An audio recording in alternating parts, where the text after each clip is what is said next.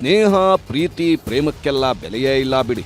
ಯಾರು ಶತ್ರುಗಳು, ಯಾರು ಹಿತಶತ್ರುಗಳು ಅನ್ನೋದೊಂದು ಗೊತ್ತಾಗ್ತಿಲ್ಲ. ನಗ್ತಾ ನಗ್ತಾ ಜೊತೆಗಿರ್ತಾರೆ, ಗೆಳೆಯ ಗೆಳೆಯ ಅಂತ ಬಾಯಿ ತುಂಬ ಕರೀತಾರೆ. ಆದ್ರೆ ಮಾಡೋದು ಮಾತ್ರ ಮನೆಹಾಳ ಕೆಲಸ.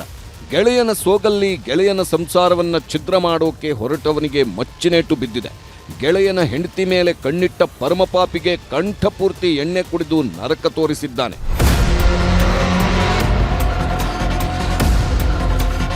ಈತನ ಹೆಸರು ಅರ್ಜುನ್ ಅಂತ. ಇವನು ಗೆಳೆಯನೇ ಹೆಣ್ಣು ಬಾಕ ಕಿರಣ್. ಇಂಥ ನಾಲಾಯಕ್ಗಳು ಮಾಡೋ ಅನಾಚಾರದಿಂದಲೇ ಸ್ನೇಹ ಅನ್ನೋ ಪದಕ್ಕೆ ಕಳಂಕ ಬರ್ತಿದೆ.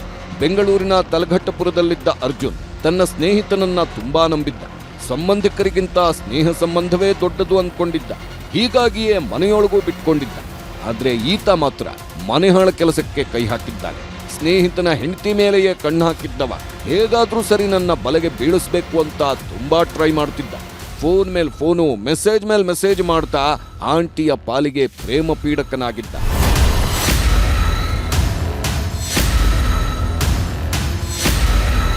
ಮೊದಮೊದಲು ಇದ್ಯಾವುದರ ಬಗ್ಗೆಯೂ ಅರ್ಜುನ್ಗೆ ಗೊತ್ತಿರಲಿಲ್ಲ. ಯಾವಾಗ ಕಿರಣ್ನ ಕಳ್ಳಾಟ ಜಾಸ್ತಿ ಆಯ್ತು, ಸ್ನೇಹಿತನ ಸಂಚು ಬಯಲಾಗಿ ಹೋಗಿತ್ತು. ಗೆಳೆಯನ ಸೋಗಲ್ಲಿ ಸಂಚು ರೂಪಿಸಿದವನಿಗೆ ಒಂದು ಗತಿ ಕಾಣಿಸ್ಬೇಕು ಅಂತ ಪಕ್ಕಾ ಪ್ಲಾನ್ ಮಾಡಿದ್ದಾನೆ. 2 ದಿನದ ಹಿಂದೆ ಎಣ್ಣೆ ಹೊಡೆಯೋಣ ಬಾ ಅಂತ ಬಾರ್ಗೆ ಕರ್ಕೊಂಡು ಹೋಗಿದ್ದಾನೆ. ಯಾವಾಗ 30, 60 ಅಂತ ಕ್ವಾರ್ಟರ್ ಮೇಲೆ ಕ್ವಾರ್ಟರ್ ಹೋಯ್ತು, ಕಿರಣನ ಪುಂಗಿ ಬಂದಾಗಿದೆ. ಎಣ್ಣೆ ನಶೆಯಲ್ಲಿ ತೇಲಾಡುವುದಕ್ಕೆ ಶುರು ಮಾಡುತ್ತಿದ್ದಂತೆ ಮಚ್ಚಿನೇಟು ಕೊಟ್ಟಿದ್ದಾನೆ.